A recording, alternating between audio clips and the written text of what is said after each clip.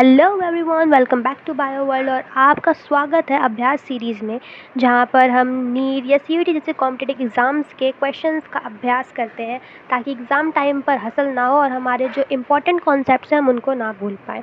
तो आज जिस चैप्टर को मैं लेकर आई हूँ वो है sexual reproduction in flowering plants का। इसके टॉप 50 क्वेश्चंस का पार्ट 1 है ये, जो कि नीट और सीयूटी जैसे एग्ज़ाम्स की क्वेश्चंस को कवर करता है। ये पूरा एनसीईआरटी बेस्ड है। सो बिना किसी देरी के let's get started. So question number one is all flowering plant shows reproduction. अच्छा, मैं एक चीज़ बताना भूल गई, क्योंकि ये एनसीईआरटी बेस्ड पूरे क्वेश्चन है तो मैंने इनका जो लेवल है वो इजी टू हाई रखा है। तो शुरू में कुछ इजी क्वेश्चंस आएंगे, धीरे धीरे फिर वो मॉडरेट होंगे एंड धीरे धीरे फिर वो हाई लेवल पे चले जाएंगे, हार्ड लेवल पे। सो वीडियो को बीच में मत छोड़ना, एंड तक देखना, कमेंट्स में लिख करके जाना कि तुम लोगों ने कितना स्कोर किया इन सारे क्वेश्चंस में। लाइक करना वीडियो अच्छी लगी हो तो, और सब्सक्राइब करना चैनल को ताकि न्यू वीडियोज़ आती रहे। सो क्वेश्चन कह रहा है that all flowering plant shows reproduction, यानी कि जितने भी फ्लावरिंग प्लांट्स हैं वो किस तरीके का रिप्रोडक्शन दिखाते हैं। ये सेक्सुअल रिप्रोडक्शन दिखाते हैं, सेक्सुअल रिप्रोडक्शन दिखाते हैं, वेजिटेटिव दिखाते हैं, या नन ऑफ दीज, कौन सा दिखाते हैं। तो देखो, ये बात तो बहुत ही बेसिक सा क्वेश्चन आ गया है ये। सारे हम सबको पता है that all flowering plant show sexual reproduction. ये एनसीईआरटी के पेज नंबर 1 में जब चैप्टर का इंट्रोडक्शन दिया है उसी की लाइन है that flowers do not exist only for us to be used for our own selfishness. All flowering plant show sexual reproduction. सारे फ्लावरिंग प्लांट्स जो हैं वो सेक्सुअल रिप्रोडक्शन दिखाते हैं। तो ये एनसीईआरटी की लाइन है। Second question is flowers are morphological and embryological marvels and the sites of sexual reproduction. ये स्टेटमेंट एनसीईआरटी के रिगार्डिंग ट्रू है या फॉल्स है। तो ये भी अगर तुम पेज नंबर 4 पे देखोगे एनसीईआरटी के, तो वहाँ पर लिखा है दैट टू आ बायोलॉजिस्ट। अगर हम एक बायोलॉजिस्ट की बात करें, बायोलॉजिस्ट की नज़र में flowers are the morphological and embryological marvels and the sites of sexual reproduction. तो ये स्टेटमेंट बिल्कुल ट्रू है।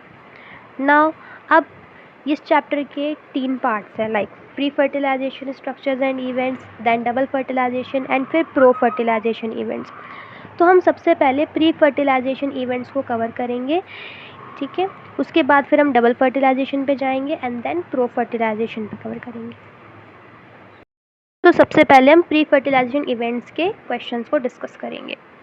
Now question number 3 is dash represent male reproductive organ and dash represent female reproductive organ। यानी इन सारे options में से कौन सा ऑप्शन है जो कि मेल रिप्रोडक्टिव ऑर्गन को रिप्रेजेंट करेगा एंड कौन सा ऑर्गन ऐसा है जो कि फीमेल रिप्रोडक्टिव ऑर्गन को रिप्रेजेंट करता है। तो पहला ऑप्शन है गाइनोशियम या एंड्रोशियम, सेकंड ऑप्शन है एंड्रोशियम या गाइनोशियम, थर्ड है थैलेमस या सेपल, फोर्थ है पिस्टल या थैलेमस। तो देखो, हम सबको पता है कि gynoecium is the female reproductive organ of an flower and androecium भी male reproductive organ of flower है, ठीक है। क्योंकि और एंड्रोशियम भी मेल है और गाइनोशियम भी फीमेल है, तो इसका आंसर हमको पता है, इसका आंसर होने वाला है option number B. This is the correct answer. पर हम और भी ऑप्शंस को डिस्कस कर लेते हैं। थैलेमस, थैलेमस कौन सा पार्ट होता है फ्लावर का। तो थैलेमस वो पार्ट होता है फ्लावर का जिस पर जो हमारा पेटल है, सेपल है, ओवेरीज है, ये सब कुछ उस पर लैंड करती है, उस पर ही होती है, उस पर रखी हुई होती है। और pistol, pistol is the female organ, है ना। एंड सेपल वो हरी हरी पत्तियाँ जो फ्लावर के नीचे होती है। तो ये सारे ऑर्गन्स होते हैं जिसमें से हमारा एंड्रोशियम मेल रिप्रोडक्टिव ऑर्गन होता है and gynoecium is female reproductive organ. Now question number 4 is anthers are bilobed with each lobe having 2 theca, so they are what? टेट्राथेकस, ट्राइथेकस, डाइथेकस या थेकस। यानी कि एंथर जो कि एक मेल रिप्रोडक्टिव ऑर्गन है ना, मतलब मेल रिप्रोडक्टिव ऑर्गन है। एक एंड्रोशियम में एंथर होता है, फिलामेंट होता है, स्टेमन होता है ना, वही हॉल ऑफ स्टेमेंस। तो एक एंथर जो कि हॉल ऑफ स्टेमन होती है, उसका अगर वो बायलॉब्ड है और उसके हर एक लॉब में 2 थेका है तो उसको हम क्या बोलेंगे। क्योंकि हम जब एंथर का स्ट्रक्चर पढ़ते हैं तो एंथर का स्ट्रक्चर कुछ ऐसे देखने को मिलता है ना। तो ये एंथर जो होता है ये बाइलॉब्ड होता है, यानी कि ये इसकी एक लॉब होती है और ये इसकी दूसरी लॉब होती है, तो इसी वजह से इसे बाइलॉब्ड बोलते हैं। सेकंड इज़ कि जब हम इस लॉब को ऐसे करके यहाँ 3D कट ऊपर से काट देंगे, ऐसे करके काट देंगे, तो इसका कुछ इस तरीके का फिगर दिख जाएगा। मैं दूसरे कलर से बनाती हूँ इसको, लाइक दिस। ऐसा करके एक फिगर दिखता है जहाँ पर एक थैका ये होता है, दूसरा थैका ये होता है, तीसरा थैका ये होता है, चौथा थैका ये होता है।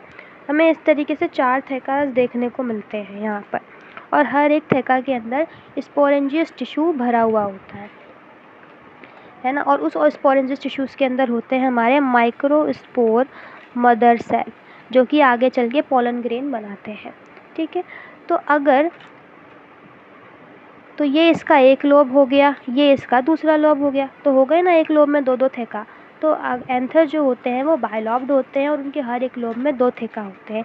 इसी वजह से एक एंथर को हमेशा डाइथैकस कहा जाता है। तो इसका करेक्ट आंसर होगा option number C, which is dithecous. Di मतलब 2, थैका मतलब 2, thecous. Now moving on to the next question, which is question number 5. Microsporangia develops into what?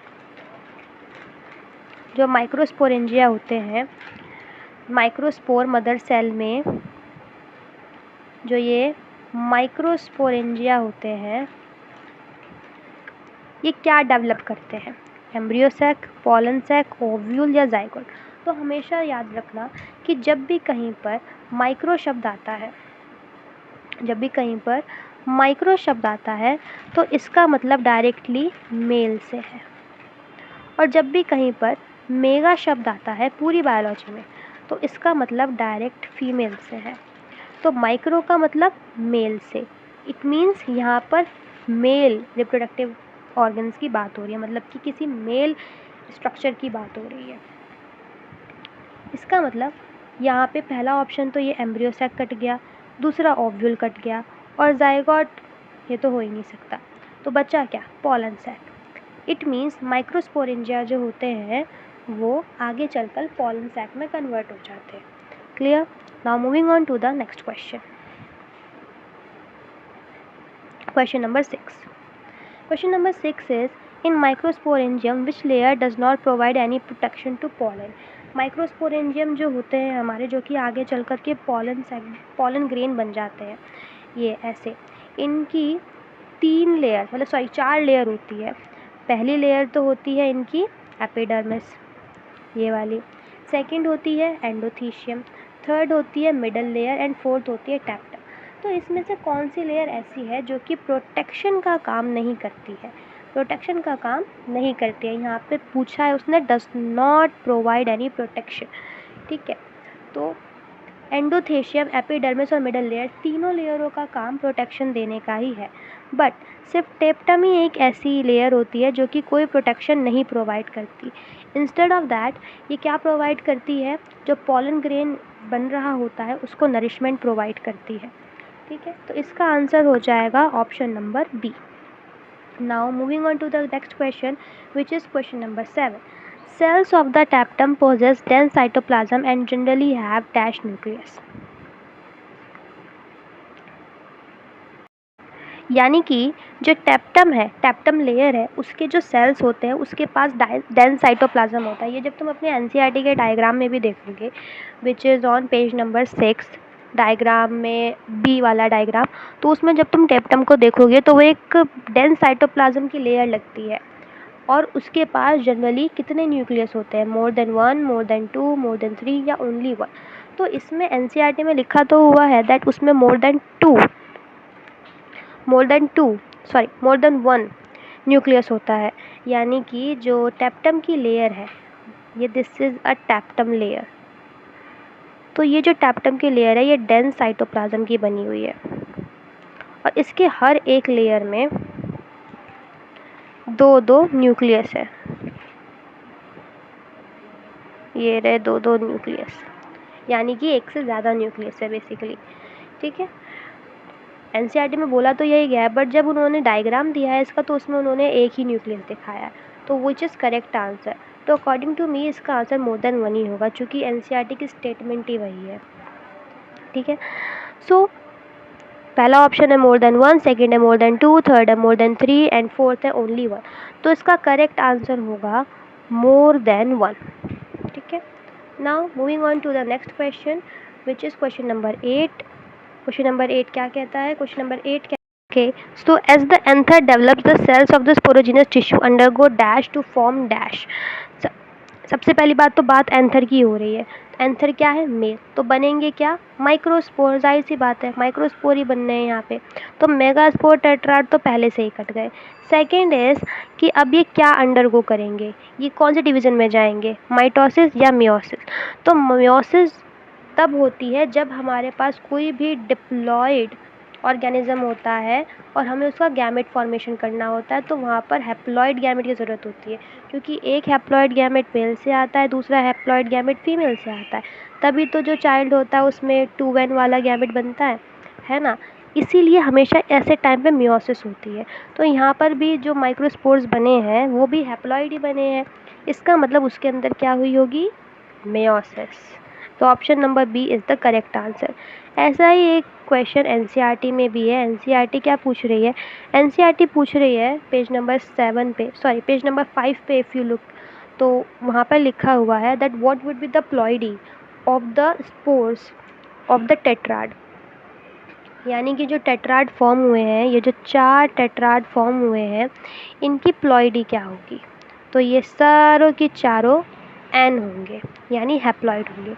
Now moving on to the question number 9 which is the process of formation of microspores from a PMC। अब ये PMC क्या है? Microspore mother cell, यानी कि pollen mother cell through dash is called dash. अभी हम पीछे पढ़कर आए कि ये जो हमने MMC लिया था, यानी कि ये जो हमारा माइक्रोस्पोर मदर सेल था, इसके अंदर क्या हुई थी? मियोसिस हुई थी। और क्या बने थे? 4 माइक्रोस्पोर, यानी कि माइक्रोस्पोर टेट्राड बने थे। तो 4 माइक्रोस्पोर बने जो कि क्या थे? हैप्लॉइड थे। ये हम पढ़ के आए। तो पहले का तो हमें वैसे ही मिल गया मियोसिस, या तो ऑप्शन नंबर डी होगा या ऑप्शन नंबर सी होगा। ए और बी तो पहले से ही कट गए। सॉरी मैंने ढंग से ऑप्शन नहीं देखे। सबसे पहले तो मेगास्पोरोजेनेसिस जहाँ जहाँ लिखा है वो ऑप्शन कटे, लाइक ऑप्शन नंबर ए कटा, ऑप्शन नंबर सी कटा, बचे कौन से? बी और डी। बी और डी में भी देखो जिसमें मियोसिस हो रही होगी वही आंसर है। So meiosis is occurring here and the process is known as microsporogenesis. Now moving on to the next question which is question number 10। The pollen grains are spherical having dash micrometers in diameters. वैसे तो ये question आने के chances नहीं है, but फिर भी एक बार पढ़ लेते हैं।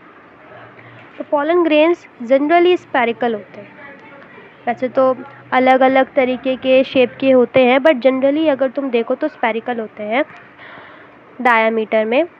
तो इनका डायामीटर में साइज़ क्या होगा? माइक्रोमीटर में, मतलब माइक्रोमीटर इन डायामीटर। तो इसका आंसर होगा option number C, 25 to 50।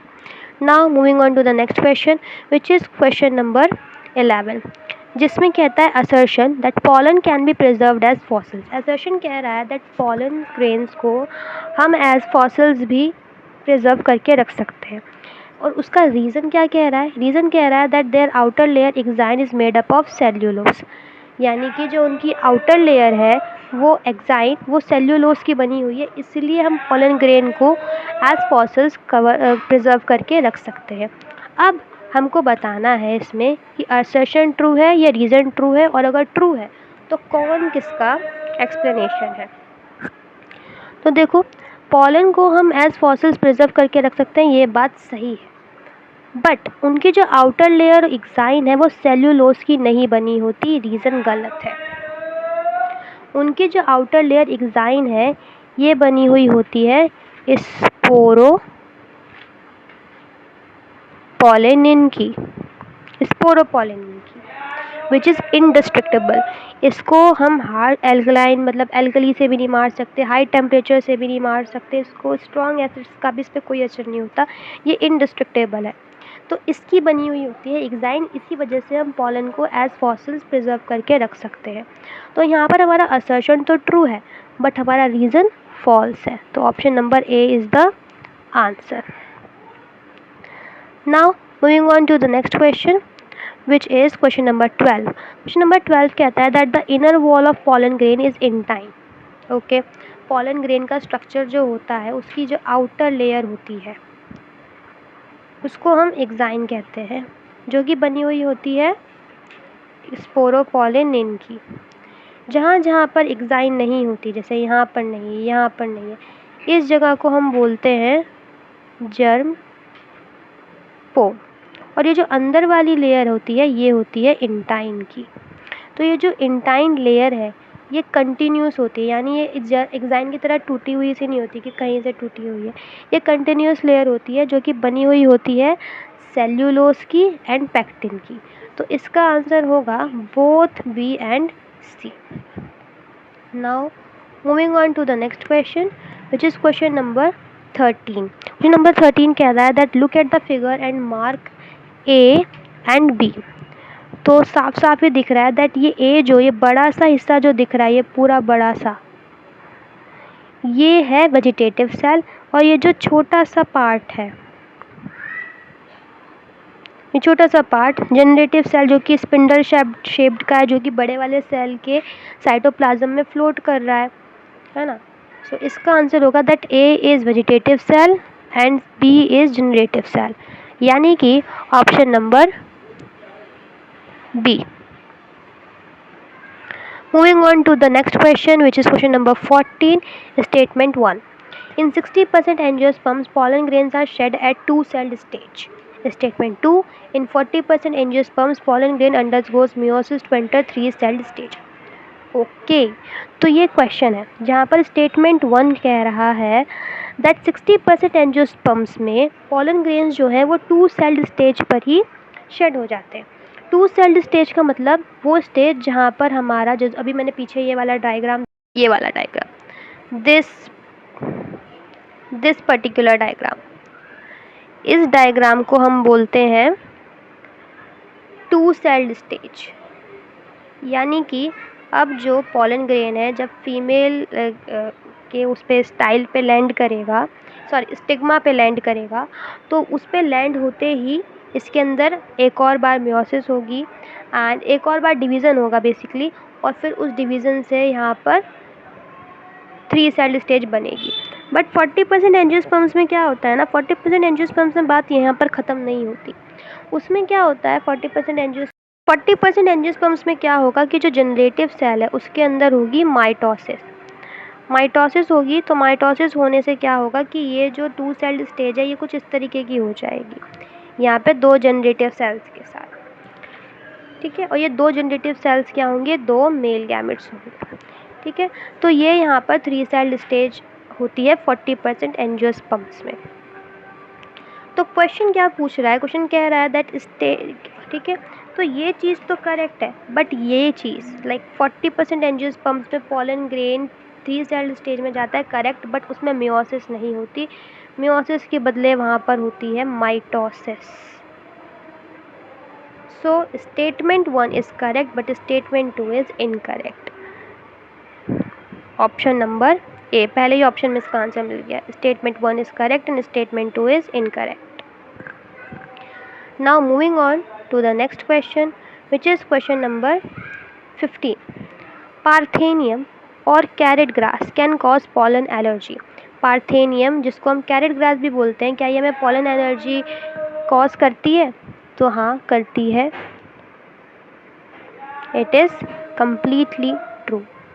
Now moving on to the next question, which is question number 16. Statement 1. Pollen tablets are consumed as food supplements. बिल्कुल करेक्ट, सही बात है। स्टेटमेंट 1 बिल्कुल सही है। पॉलन टैबलेट्स को हम एज अ फूड सप्लीमेंट्स भी वेस्टर्न कंट्रीज़ में इस्तेमाल किया जाता है। This is correct. स्टेटमेंट 2 क्या कहती है, that pollen consumption has been claim to increase the performance of athletes and race horses. ये पॉलन का कंजप्शन करने से जो एथलीट्स हैं और जो रेस हॉर्सेज हैं उनकी परफॉर्मेंस इंक्रीज़ होती है। क्या ये बात सही है? बिल्कुल, दोनों ही स्टेटमेंट यहाँ पर करेक्ट है। So both statements are correct here. Moving on to the next question, which is question number 17. Pollen can be stored in liquid nitrogen at the temperature of, हम पॉलन का पॉलन बैंक भी बना सकते हैं, pollen को store करके भी रख सकते हैं। क्यों रख सकते हैं? क्योंकि इनके पास होती है exine which is made up of sporopollenin. इस स्पोरोपोलेनिन के कारण पॉलन को स्टोर करके भी रखा जा सकता है in liquid nitrogen at the temperature of 196 degree Celsius, which is option number B.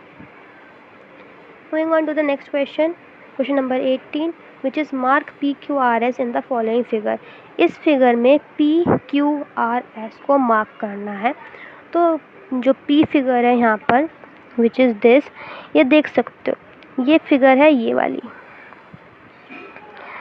यानी कि ऊपर वाला हिस्सा which is माइक्रोपाइल के ऊपर वाला हिस्सा। नीचे क्या है? चैलेजल पोल, और उसके ऑपोजिट ही क्या होता है? माइक्रोपाइलर पोल। तो P तो है माइक्रोपाइलर पोल, ठीक है। अब बात करते हैं Q की। Q इज़ हियर, ये जो दिख रहा है दिस इज़ एम्ब्रियो सैक, ये एम्ब्रियो सैक है जो कि है फीमेल गेमेटोफाइट। अब बात करते हैं R की। R जो है हमारा ये है फ्यूनिकल, फ्यूनिकल जो कि इस रीजन में ओव्यूल के साथ फ्यूज़ हुआ पड़ा है विच इज़ रीजन हाइलम। तो R जो है वो हमारा फ्यूनिकल है और S जो है हमारा है न्यूसेलस। तो पता चल गया, लाइक माइक्रोपाइलर पोल, फिर आएगा एम्ब्रियो सैक, उसके बाद आएगा फ्यूनिकल, देन आएगा nucellus which is option number D answer. Moving on to the next question which is question number 19, mark XYZ in this figure. इस फिगर में XYZ को मार्क करना है। सो ये फिगर जो तुम देख रहे हो, ये फिगर है 8 न्यूक्लिएटेड स्टेज की, यानी कि यहाँ पर डिवीज़न हो रहा है उसमें एम्ब्रियो सैक में, बट इस डिवीज़न में अभी 7 सेल नहीं बने हैं। 8 न्यूक्लिएटेड और 7 सेल्ड स्ट्रक्चर को ही तो हम एक टिपिकल एंजियोस्पर्म कहते हैं कि एक टिपिकल एंजियोस्पर्म का मैच्योर एम्ब्रियो सैक कहते हैं कि नहीं कहते हैं। तो यहाँ पर जो है 8 न्यूक्लिएटेड तो हो गया है, बट अभी 7 सेल्ड नहीं हुआ है। तो ये X पार्ट तो है हमारा एग, और Y पार्ट है हमारे सिनर्जिड, एंड जो Z पार्ट है वो है हमारा माइक्रोपाइलर एंड। तो इसका आंसर होगा option number C. Now moving on to the next question which is question number 20, body of ovule fuses with funicle in the region. अभी हमने डायग्राम में स्टडी किया था, डायग्राम में हमने देखा था कि ये जो ऊपर वाला पार्ट था ओवेरी का, जहाँ पर हमने फ्यूनिकल बताया था, उसी के ऊपर था बिल्कुल एच कलर से लिखा हुआ, एच नाम से लिखा हुआ एक हाइलम नाम का एरिया। तो हाइलम वो एरिया है जहाँ पर जो फ्यूनिकल की बॉडी है वो ओव्यूल की बॉडी के साथ फ्यूज़ करती है। तो इसका आंसर होगा ऑप्शन नंबर ए हाइलम। इंटेग्यूमेंट्स तो वो आउटर और इनर इंटेग्यूमेंट्स होते हैं ना। अगर मैं यहाँ पे डायग्राम लगाऊँ तो ये देखो, इसमें ये रहा आउटर इंटेग्यूमेंट और ये रहा इनर इंटेग्यूमेंट, देखिए। तो चलो question number 21। Question number 21 is female gametophyte is known as, female gametophyte को क्या कहते हैं? ओव्यूल, एम्ब्रियो सैक, न्यूसेलस और ओवेरी। तो female gametophyte is always and always embryo sac. इसका आंसर होगा ऑप्शन नंबर बी। नाउ आगे बढ़ते हैं which is question number 22, the megaspore mother cell. अब देखो यहाँ पे मेगास्पोर आया है तो किसकी बात हो रही है? फीमेल की। The megaspore mother cell undergoes dash to produce 4 megaspore. अब जैसे कि माइक्रोस्पोर में होता है ना कि मियोसिस करके माइक्रोस्पोर टेट्राड बनते हैं, यहाँ पर भी सेम वही होती है। जो मेगास्पोर मदर सेल MMC होता है उसमें होती है मियोसिस। इस मियोसिस से क्या होता है? 4 मेगास्पोर बनते हैं, और जो कि चारों की चारों हैप्लॉइड होते हैं। 4 मेगास्पोर बनते हैं, चारों की चारों हैप्लॉइड होते हैं, और इनको बोलते हैं मेगास्पोर्स। इनको मेगास्पोर टेट्राड नहीं बोलते। क्यों नहीं बोलते? क्योंकि आगे चल कर के क्या होता है कि इनमें से सिर्फ एक ही काम का रहता है, और ये 3 जो हैं ये डीजनरेट हो जाते हैं, और वो एक ही मेगास्पोर होता है जो कि आगे चल कर के एम्ब्रियो सैक की फॉर्मेशन में मदद करता है। इस तरीके के डेवलपमेंट को मोनोस्पोरिक डेवलपमेंट कहते हैं। मोनोस्पोरिक डेवलपमेंट कहते हैं। तो इसीलिए इसको मेगास्पोर टेट्राड नहीं बोलते, सिर्फ मेगास्पोर्स बोलते हैं। तो पता चल गया क्या होती है इसके अंदर, मियोसिस। और मैंने बताया है कि जब भी गैमेट फॉर्मेशन की बात हो हमेशा मियोसिस ही होगी। Moving on to the next question is question number 23, which flower do self pollination and they are in bud form. कौन सा फ्लावर है जो कि सेल्फ पॉलिनेशन करता है और वो बड की फॉर्म में होता है, लाइक इस तरीके की फॉर्म में होता है और अंदर ही अंदर उसमें सेल्फ पॉलिनेशन हो रही होती है। तो ये ऑटोगैमी का पार्ट है। ऑटोगैमी ही एक ऐसा पॉलिनेशन है जहाँ पर सेल्फ पॉलिनेशन होती है ना। ये क्वेश्चन नंबर 23 है ना, हाँ क्वेश्चन नंबर 23। ऑटोगैमी एक ऐसा पार्ट है जहाँ पर सेल्फ पॉलिनेशन होती है और इसके होते हैं दो types, which is cleistogamous and chasmogamous. Cleistogamous में क्या होता है, क्लिस्टोगैमस में क्या होता है, फ्लावर तो सेम ही रहता है, मतलब ऑटोगैमी ही हो रही है, बट वो क्रॉस पॉलिनेशन में हो जाती है। लाइक जो प्लांट होता है वो कुछ इस तरीके का दिखता है। ये हमारा प्लांट है, मान लो ये उसकी पत्तियाँ, ये रहा उस पर ये फ्लावर एक, और ये रहा उस पर दूसरा फ्लावर। ये मान लो है male flower, which is male flower, and this is female flower, मान लो। तो क्या होगा, इसका पॉलन उड़ करके इसके स्टिग्मा पे लैंड कर जाएगा और फिर पॉलिनेशन होगी। तो क्रॉस पॉलिनेशन तो है, सेल्फ पॉलिनेशन नहीं हो रही है, बट फ्लावर तो सेम है ना, तो जेनेटिक मटेरियल तो सेम ही रहेगा। सो ये होते हैं क्लिस्टोगैमस। ये होते हैं चेस्मोगैमस। सेकंड इसका पार्ट होता है क्लिस्टोगैमस। क्लिस्टोगैमस में क्या होता है, सब कुछ अंदर ही अंदर होता है, यानी कि ये एक बड बना लेते हैं, कुछ इस तरीके की बड बना लेते हैं। इस बड में ही इनका क्रॉस पॉलिनेशन होता रहता है और ये ब्लड जो बड होती है पूरी तरीके से क्लोज्ड होती है, पूरी तरीके से क्लोज्ड होती है। तो एक तरीके से ये सेल्फ पॉलिनेशन होती है और वो भी ये बड फॉर्म में होते हैं। तो इसका आंसर डायरेक्टली होगा cleistogamous, which is option number B. Moving on to the next question. अरे फिर से क्वेश्चन नंबर 23 आ गया, चलो इसको ठीक कर देते हैं। क्वेश्चन नंबर 23 नहीं, ये है question number 24। Which type of pollination produces more nectar, colour, fragrant and are large. कौन से टाइप की पॉलिनेशन, पॉलिनेशन के तीन टाइप होते हैं। एक तो wind pollination which is anemophily, anemophily is wind pollination, hydrophily is water pollination, and zoophily is वो पॉलिनेशन जो कि एनिमल्स के थ्रू होती है, इंसेक्ट्स के थ्रू होती है ना। तो इनमें से कौन सी टाइप की पॉलिनेशन ऐसी है जिसमें ज़्यादा नेक्टर प्रोड्यूस होता है, कलर भी होते हैं, वो फ्रेग्रेंट भी होते हैं और काफ़ी बड़े बड़े फ्लावर्स होते हैं। तो ये सिर्फ जूफिली ही होती है। कहने के लिए तो एनिमोफिली और हाइड्रोफिली भी अच्छा वो करते हैं, पॉलिनेशन करते हैं, बट जूफिली ही इतनी इकलौती ऐसी पॉलिनेशन है जिसमें प्रोड्यूस जो फ्लावर्स होते हैं उनका नेक्टर बहुत अच्छा होता है, कलरफुल होते हैं, फ्रेग्रेंट होते हैं और लार्ज होते हैं। नाउ ये क्वेश्चन नंबर 25 है। 25, identify figure and tell which pollination is occurring here. इस फिगर को आइडेंटिफाई करो और बताओ यहाँ पर कौन सी पॉलिनेशन हो रही है। तो ये एनसीईआरटी का डायग्राम है which is on page number 13। A wind pollinated plant showing compact inflorescence and well exposed stamens. यहाँ पर देख सकते हो तुम कि ये इस डायग्राम में बेसिकली दिखाया क्या है। इस डायग्राम में बेसिकली दिखाया है कि विंड पॉलिनेशन हो रही है और विंड पॉलिनेशन में की एक शर्त होती है, लाइक कि जो पॉलन ग्रेन्स है वो काफ़ी भारी मात्रा में प्रोड्यूस हो ताकि और काफ़ी ही लाइट वेट हो ताकि वो हवा के साथ उड़ करके जा सके, ठीक है। और दूसरी ये होती है लाइक जो जिस स्टिग्मा पे उनको लैंड करना है वो स्टिग्मा काफ़ी वेल एक्सपोज्ड हो, स्टाइल एक वेल एक्सपोज्ड हो। तो इस डायग्राम में तुम देख सकते हो कि ये जो प्लांट है इसके स्टिग्मा कितने वेल एक्सपोज्ड है, जब इस पे एंथर आएगा तो कितने आसानी से इस पर लैंड कर सकता है। तो यही पूछा है कि यहाँ पर कौन से टाइप की पॉलिनेशन हो रही है, एनीमोफिली, हाइड्रोफिली, विंड पॉलिनेशन या जूफिली। पता चल गया, इसका आंसर है anemophily. Now moving on to the next question which is question number 26। Question number 26, hydrophily is used by dash genera and which one of these is not an example of it. Hydrophily जो कि है water pollination, water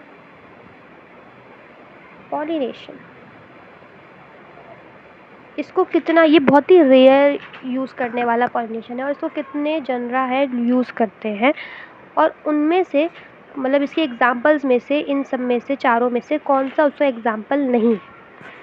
तो सबसे पहले तो hydrophily को 30 genre use करते हैं, बहुत रेयर है ये, और इन सब में से उसका एग्जाम्पल कॉर्नकॉब, वेलिस्नेरिया, टेसल या जोस्टेरा कौन सा नहीं है। तो देखो, सबसे पहले तो इसका आंसर वही होगा जो कि इसके ऑप्शंस गलत दे रखे हैं यहाँ पर, इसके ऑप्शंस ये नहीं होंगे, बट फिर भी हमें ऑप्शन क्या मतलब, हमें तो हमारा आंसर मिल ही गया है विच इज़ 30। तो ऑप्शन नंबर सी, हमको जनरा मिल गया, बाकी ऑप्शन उसमें गलत थे। लाइक इसमें ऑप्शन था कॉर्नकॉब का जो कि वाटर पॉलिनेशन देता है, वेलिस्नेरिया है हाइड्रोफिली वाला जो कि ऑन सरफेस पे देता है, लाइक जब पानी में ही ऑन सरफेस पॉलिनेशन हो रही होती है, वेलिस्नेरिया में होती है वो। जोस्टेरा भी हाइड्रोफिली का पार्ट है, टेसल हाइड्रोफिली का पार्ट नहीं है, वो एनीमोफिली का पार्ट है जैसे कि कॉर्नकॉब। नाउ क्वेश्चन नंबर 26 की अगर हम बात करें, in hydrophily inside water pollination is occurs in, hydrophily में भी दो तरीके की पॉलिनेशन होती है, एक तो ऑन सरफेस होती है, पता ही होगा जैसे कि वेलिस्नेरिया में, और एक होती है इनसाइड वाटर, पानी में होती है। जो पानी वाली पॉलिनेशन होती है इसमें क्या होता है, पॉलन ग्रेन्स रिलीज़ किए जाते हैं पानी के अंदर ही और वो फीमेल गैमेटोफाइट पे जाके लैंड करते हैं। इसका एग्जांपल है सी ग्रास, वेलिस्नेरिया, टेसल्स या कॉर्नकॉब। तो वेलिस्नेरिया तो पहले हट जाएगा क्योंकि ये ऑन सरफेस वाली कैटेगरी में आता है। टेसल्स एनीमोफिली का पार्ट है, कॉर्नकॉब भी एनीमोफिली का पार्ट है। बचा क्या, sea grass, which is the correct answer. Next question, question number 27 which is question number 28 I guess, 28 है ना, 26, 27, 28, हाँ ये क्वेश्चन नंबर 28 है।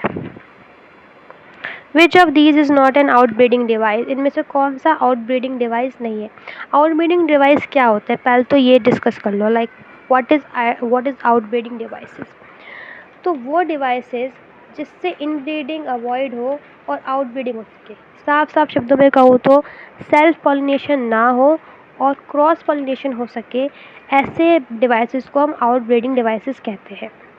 ठीक है, तो उसकी क्या क्या शर्तें होनी चाहिए, पहला तो ये कि या तो तुम एंथर और स्टिग्मा को अलग अलग पोजीशन पे रख दो, एंथर यहाँ स्टिग्मा यहाँ, तो उनमें क्या होगी, क्रॉस पॉलिनेशन नहीं हो पाएगी, सेल्फ पॉलिनेशन नहीं हो पाएगी।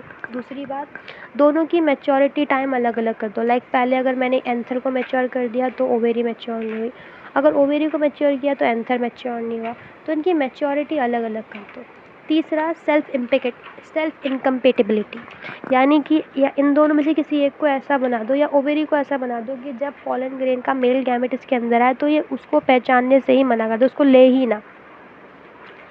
या और चौथा होता है अडेप्टेशंस ऑफ यूनिसेक्सुअल फ्लावर्स, यानी कि जो यूनिसेक्सुअल फ्लावर्स होते हैं जैसे कि पपाया होता है जिनमें ऑटोगैमी और गिटोनोगैमी नहीं हो सकती, क्यों, क्योंकि ये यूनिसेक्सुअल होते हैं, ये या तो मेल होंगे या फीमेल होंगे, है ना, तो मेल होंगे या तो फीमेल होंगे। ऐसे प्लांट्स का इस्तेमाल करो, ऐसे फ्लावर्स का। तो इसका सेल्फ इनकम्पेटिबिलिटी हाँ होता है आउटब्रीडिंग डिवाइस में, यूनिसेक्सुअल फ्लावर्स का अडेप्टेशन होता है, different positions of anther and stigma ये भी होता है। क्या नहीं होता है वो है adaptations of flowers like hibiscus. Hibiscus एक बाइसेक्सुअल फ्लावर है, इस एक फ्लावर में मेल गैमेट भी होता है और फीमेल भी होता है, और अगर ऐसा होगा तो सेल्फ पॉलिनेशन होकर रहेगी। नाउ अब हम बात करते हैं क्वेश्चन नंबर 28 की, which is question number 29। Statement 1, pistil has ability to recognise the compatible pollen. Statement 1 कहता है कि पिस्टल के पास एक एबिलिटी होती है कि वो जो कंपेटेबल पॉलन है, यानी कि जो पॉलन कंपेटेबल है जिसको उसको फर्टिलाइज करना चाहिए उसको पहचानती है, वो अपने पॉलन को पहचानती है, ये एबिलिटी उसके पास होती है, विच इज़ करेक्ट, होती है। स्टेटमेंट 2 क्या कहता है, स्टेटमेंट 2 कहता है that pollen grains produce pollen tube through exine to facilitate fertilization. यानी कि जो पॉलन ग्रेन्स होते हैं जब वो स्टिग्मा पे लैंड करते हैं तो वो पॉलन ट्यूब बनाते हैं और ये पॉलन ट्यूब निकल रही होती है एक्साइन से। ये चीज़ गलत है, एक्साइन से नहीं, वो जर्म पोर से फैसिलिटेट होती है। जर्म पोर इसीलिए ही एब्सेंट होते हैं क्योंकि वहाँ से निकलती है, मतलब जर्म पोर ही वो जगह है। जब हमने अभी पॉलन ग्रेन का स्ट्रक्चर डिस्कस किया था तो हमने डिस्कस किया था कि जहाँ जहाँ पर एक्साइन नहीं होती वहाँ वहाँ पर जर्म पोर होती है। तो इस जर्म पोर का काम ही यही होता है कि जब पॉलन ट्यूब बन रही हो तो स्टेटमेंट 1 करेक्ट है बट स्टेटमेंट 2 इनकरेक्ट है। सो ऑप्शन नंबर सी इसका आंसर हो जाएगा। ठीक है, moving on to the next question which is question number 30। Emasculation is known as, emasculation को और क्या कहते हैं? Removal of anther, bagging, both A and B, none of these. तो बैगिंग जो होती है, बैगिंग, ओ सॉरी गलत कलर से हाईलाइट कर दिया। बैगिंग जो होती है, बैगिंग होती है वो फ्लावर जो कि बटर पेपर के कवर्ड बैग से कवर्ड होते हैं। ठीक है, जिससे हम अनवांटेड पॉलन को स्टिग्मा पे कंटामिनेट करने से रोक पाते हैं। बैगिंग का ये काम होता है। They are the flower made up of butter, sorry flower covered made up of butter paper. इनको बटर पेपर के बैग से कवर कर देते हैं ताकि अनवांटेड कंटामिनेशन ना हो। तो बचा क्या? Removal of anther. इमैस्कुलेशन का मतलब होता है किसी फ्लावर में से एंथर को रिमूव कर देना। तो इसका आंसर होगा option number A. Now next question. Okay, so next question is this which is 31। Mark X and Y. इस फिगर में एक्स और वाई को मार्क करना है। ये डबल फर्टिलाइजेशन का क्वेश्चन आ गया जो कि मैं नेक्स्ट पार्ट में करवाने वाली थी, बट अब आ ही गया है तो देख ही लो। नाउ ये तब का डायग्राम है जब पॉलन ग्रेन्स स्टिग्मा पे लैंड हो चुके हैं और अब यहाँ पे बन रही है पॉलन ट्यूब। तो ये पॉलन ट्यूब यहाँ से जा रही है, ये पॉलन ट्यूब यहाँ से जा रही है। तो ये जो एक्स पार्ट तुम देख रहे हो, दिस एक्स पोर्शन, ये वाला x portion is polar nuclei, जिससे जब मेल गैमेट फ्यूज करेगा तो क्या बनेगा? PEM।